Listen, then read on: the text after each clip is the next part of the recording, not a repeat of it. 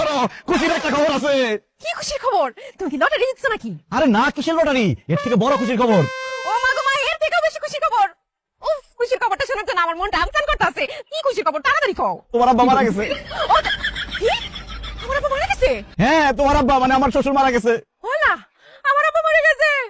আল্লাহ গো, আমার আব্বা বলে মইরা গেছে গা। কে আমারে আদর কইরা? ও শারমিন মা কে ডাকো। শারমিন, এরকম একটা খুশির দিনে তুমি মনে কান্না শুরু করলা কেন? চুপ করো, আমার আব্বা মারা গেছে। আমি কান্নাকাটি করবো না তো কি নাচানাচি করবো?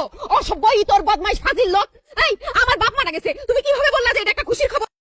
তোমার তো কোনো ভাই নাই, তোমার বাবার সহায় সম্পত্তির মালিক এখন কে হবে? তার মেয়ের জামাইরা। আর একজন মেয়ের জামাই হিসেবে এটা আমার জন্য খুশির খবর না?